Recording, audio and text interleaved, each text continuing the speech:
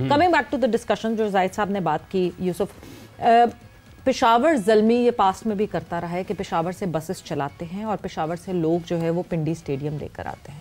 कराची की बहुत बात हो रही है, कराची में लोग नहीं आ रहे, कराची में लोग नहीं आ रहे। मतलब अगर आप जो है ड्रेसिंग रूम में वो हेयर ड्रायर्स बांटने के बजाय जो है आप स्पॉन्सर को ये कह दें कि कुछ इलाकों से बसेस चला दें और लोगों को ले आएं, तो क्या उससे बेहतर नहीं हो सकता? क्या फ्रेंचाइज का किसी पॉइंट पे ये जिम्मेदारी बनती है? Because as far as I know, you can correct me, कि लाहौर कलंदर्स 2 स्टैंड्स खरीदता है लाहौर गद्दाफी स्टेडियम के, और वहां फिर लोग आते हैं। ये बहुत अच्छी बात है अगर ऐसा हो रहा है। पेशावर ज़ल्मी का जैसे अभी इन्होंने बताया कि 2-3 बसें आ रही हैं, तो बड़ी अच्छी बात है कि लोगों को आप ग्राउंड में लेके आ रहे हैं, फैसिलिटेट कर रहे हैं। बड़ा मुश्किल होता है लोगों के लिए। अब एक 2-2.5 घंटे की ड्राइव है, उस पर किसी बस में है तो और टाइम लग जाता है। तो ये एक अच्छी चीज़ है पेशावर ज़ल्मी की तरह कि उनको बसेस प्रोवाइड कर रहे हैं और वो उस पे बैठ के आके मैच देखेंगे और चेयर करेंगे अपनी टीम को। ये बड़ी अच्छी बात है। जैसे आपने कहा, कराची भी बहुत बड़ा शहर है, 1-1 घंटे की 1.5 घंटे की वो ड्राइव हो सकती है। जैसे दूर दूर जगह लियारी है और पता नहीं कुरंगी, कौन सी जगह है, अगर उधर 2-3-4 जगहों पे बसें चला दें तो मेरा ख्याल ये लोग भी आएंगे मैच देखने और इनका भी फायदा होगा।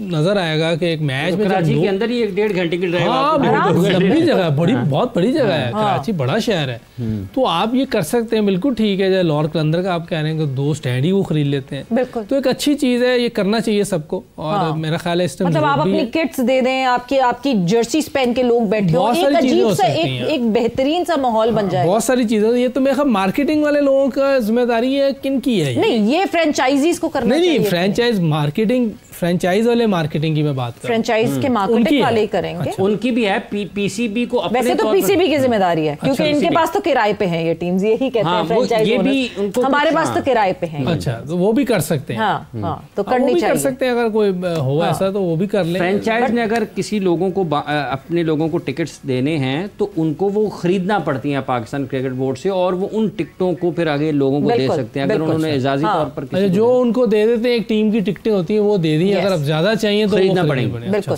तो वक्त का मुकाबला सख्त। आपने कहा Islamabad United is your team tonight, Hafiz your team? Islamabad United, सभी इस्लामाबाद यूनाइटेड पिक कर रहे हैं, क्योंकि लाला ने भी जो मैसेज करके बताया that is Islamabad United for him. And yes, चले हम कहते हैं Peshawar Zalmi. Let's give it a short prediction table. जल्दी से दिखा सकते हैं अगर, तो हम दिखा देते हैं। और इस वक्त जो है वो यूसुफ और हाफिज जो है वो एक साथ एक जगह पे मौजूद हैं विद 4 पॉइंट्स, यानी नीचे आएंगे।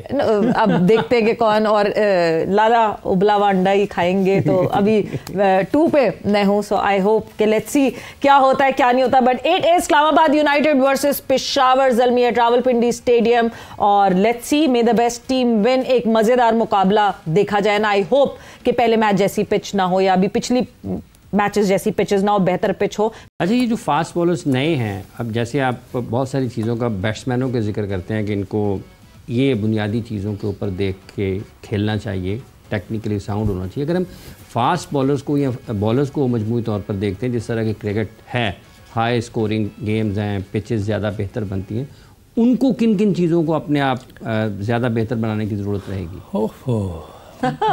बॉलिंग की तो टेक्निकल चीज़ें तो बॉलर ही बता सकता है, लेकिन ये है कि टैक्टिक्स या कोई चीज़ ऐसी हो सकती है। इतनी जिंदगी आपने इतने खतरनाक बॉलर्स को ऐसी बात नहीं, लेकिन जो मेन चीज़ें होती है ना, टेक्निकल चीज़ें, ये जो टेक्निकल जिसका काम है ना उसी को करनी चाहिए। लेकिन ये टेक्निकल चीज़ें हैं कि जैसे मैंने कल भी कहा कि हमें 25% स्ट्राइक रेट बॉलिंग में भी कम देना चाहिए। ठीक है, उधर बढ़ाना चाहिए, इधर कम करना चाहिए, ताकि दोनों का मिलके 50% जो है स्ट्राइक रेट वो नीचे आ जाएंगी। बट आज के ज़माने में बॉलर्स तो रन खा ही रहे, मतलब जनरली आप ऑल अक्रॉस द ग्लोब देखें पढ़ रहे हो। तो मैंने तो पहले भी आपसे कहता हूँ कि ये जो एरा चल रहा है ये तो बैटिंग एरा है, और आगे भी यही होना है। अब चेंज होने वाला नहीं है, एरा यही चलना है। फ्लैट विकटें हैं, छोटी बाउंड्री होती हैं, और वनडे में 2 नए बॉल हैं और T20 में 20 ओवर में एक ही बॉल हो सकता है। तो मेरा ख्याल है कि बॉलर्स के लिए टफ होता है, लेकिन अगर आप दुनिया के दूसरे बॉलर्स देखें वो 32-30 के अंदर ही बॉलिंग करते हैं। 4 ओवर में इतने रन ही दे रहे होते हैं जो अच्छे टॉप के बॉलर हैं। अगर उनकी बॉलिंग देखें वो ऐसे ही चलते हैं। लेकिन एक चीज़ और भी मैंने देखी थी कि T20 में 8 स्पिनर थे वर्ल्ड टॉप 10 में। 2 फास्ट बॉलर थे सिर्फ। एक ये डफी आया था अभी हमारी सीरीज़ के बाद, और एक मैच शायद बुमराह होगा।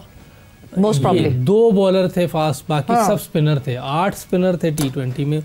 तो इसका खास वजह यूसुफ इस बात की, क्योंकि आपने पहले भी कही थी और मुझे था कि मैं आपसे पूछूंगी जरूर, मुझे लगता है why spinners being so effective in spinner पे जिस तरह खेलना चाहिए, हाथ देखकर, और उनको गैप्स में मारना चाहिए। हाँ। और फीड यूज करने चाहिए, स्वीप शॉट्स खेलने होती हैं। Over the period of time क्या बैटर्स कम हो गए हैं जो स्पिन को अच्छा खेलें? हाँ, ऐसे ही लग रहा है। देखें T20 में 8 स्पिनर हैं टॉप 10 में, तो इसका मतलब है कि स्पिन को वैसे खेलने वाले लोग नहीं है, क्योंकि थोड़ा सा टर्न हो जाए तब मुश्किल हो जाती है, थोड़ा सा सीम हो जाए बैट्समैनों को तब मुश्किल होती है। ये देखिए जितने भी अभी आप लीग्स देख रही हैं वो सब सीधी बॉल जा रहे होते हैं, बहुत कम ब्रेक होता है या बहुत कम ऐसा होता है कि सीम स्विंग हो जाए। जिस दिन सीम स्विंग और ब्रेक हुआ उस दिन आप देखें 200 रन भी नहीं बनेंगे। हाँ।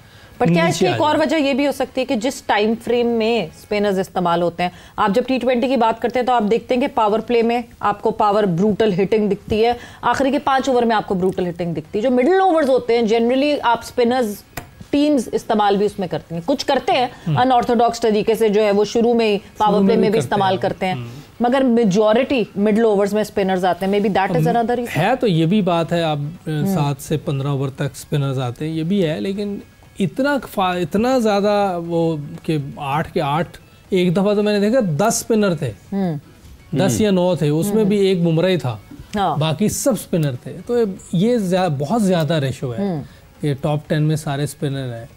कोई ना कोई वजह तो ज़रूर है कि जो अगर आप स्पिनर को लग रहा है इतना अच्छा नहीं खेल रहे, इतने कॉन्फिडेंट तरीके से नहीं खेलते कि स्पिनर डोमिनेट कर जाते हैं। आप अक्सर देखें 30 रन दे के 2 विकेटें, कभी कोई बड़ी मार खाएगा तो 35-40 रन दे के, वरना तो फास्ट बॉलर को आप देखेंगे मार पड़े। उसकी वजह ये भी है कि विकेटें बड़ी मज़े की होती हैं, आराम से बैटिंग फ्रेंडली है, पेस भी यूज हो जाती है फिर बॉलर्स की, बैट्समैनों के लिए ये इजी हो जाता है। पिंडी का पिच आज कैसा खेलेगा ये भी जान लेना चाहिए मेरा ख्याल। जाहिद फारूक साहब ने हमें अच्छा जी कर लिया, रावलपिंडी से आगे हमारे साथ। जाहिद साहब अस्सलाम वालेकुम, क्या हालात व वाक़यात हैं?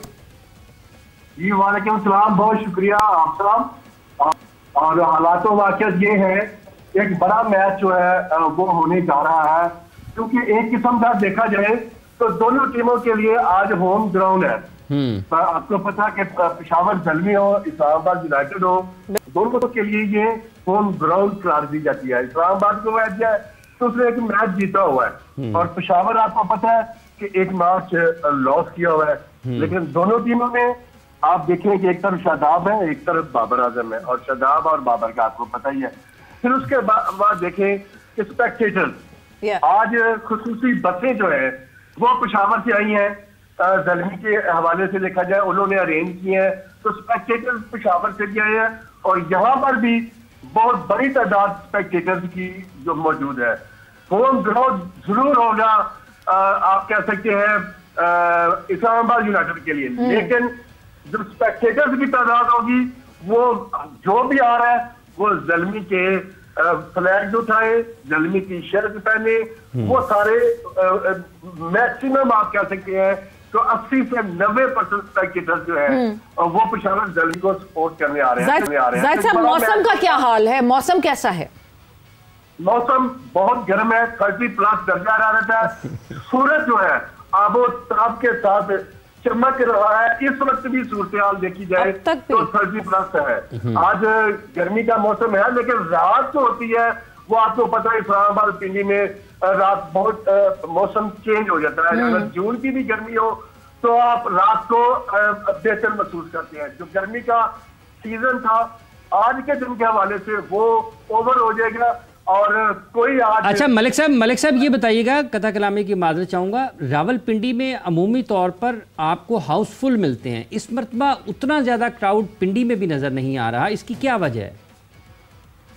हम खुद परेशान भी हैं, देख भी रहे हैं कि जितना होना चाहिए था उतना क्राउड नहीं है। जैम पैक होते थे पहले, इस दफा देखा जाए तो जो मैंने पहले भी एक दफा आपको बताया कि जो वीआईपी टिकट है उनके ज्यादा जो खाली है स्टैंड रहते हैं, मतलब जो 3rd फ्लोर है पवेलियन के ऊपर और नीचे वाले। और फिर अगर देखा जाए तो यासर अरफात हो, अजहर महमूद, और ये तकरीबन 60 to 70% आप कह सकते हैं कि ये फुल मैक्सिमम हुए हैं अभी तक। ये दोनों किस टीम से खेल रहे हैं?